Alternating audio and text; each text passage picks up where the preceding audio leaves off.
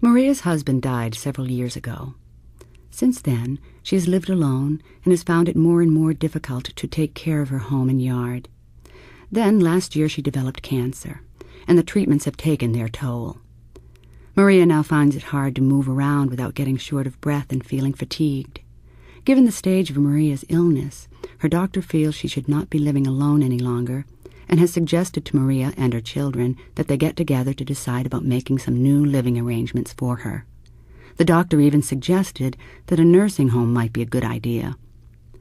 Maria was devastated to hear this suggestion, as she very much wants to continue to live at home. She lives on a fixed income and does not have a lot of extra money to pay for housekeeping and gardening help. But she has always been good with figures, and she and her husband went over their finances carefully before his death. Maria decided that she needed to collect some information so she can negotiate for herself better. I'm an oncology social worker at our local hospital. I had first met Maria when she was in the hospital after her cancer surgery. She called me now to ask if I could help her collect information about the services in her area, like how you apply, what kind of waiting list they have, and how much they cost. I gave her an important telephone number, the Elder Care Locator number, 1-800-677-1166. It's a national number, but when you call it, you can get help in finding local support resources. At first, Maria was uncomfortable about calling a national number, but she thought it's a free call, so why not give it a try? The people who answered were friendly and helpful. They had all kinds of suggestions and resources for her.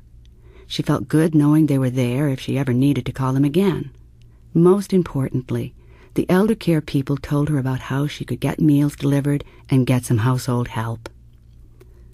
Once she had this information, I helped Maria plan an agenda before meeting with her children. She feels ready to negotiate for where she wants to live and how her care can be managed at home.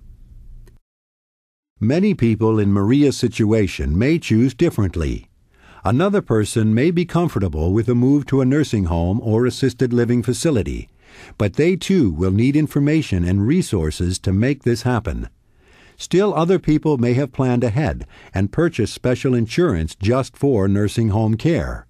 They, like many of us, have discovered that Medicare does not pay for nursing home care needed at the end of life. Medicare pays only for care that is considered skilled and that needs a nurse to perform it. Medicare and other insurance do not cover what is called custodial care. This is care needed to bathe, dress, feed, and assist a person in their usual daily activities. State Medicaid insurance will pay for nursing home care that is custodial, but your financial assets and income must be very limited to qualify. Couples may fear that the remaining partner will lose their home or ability to financially support themselves while caring for the partner with cancer. Laws are in place to protect the surviving spouse. You can obtain this information by contacting your State Department on Aging or your local area agency on aging. This last section of this program, Standing Up for Your Rights, may be the most important. After all, who knows better than you what you need and want for your life? But sometimes being an older person makes it more difficult to get what you need or desire. This may be especially true with pain control. Chronic pain is common in older people. In fact, older people often believe that some level of pain is expected as a part of aging. Some healthcare workers may believe this too. Yet, chronic pain has a very negative impact on most people. They can become depressed, stop going out or seeing friends, have difficulty sleeping or getting around.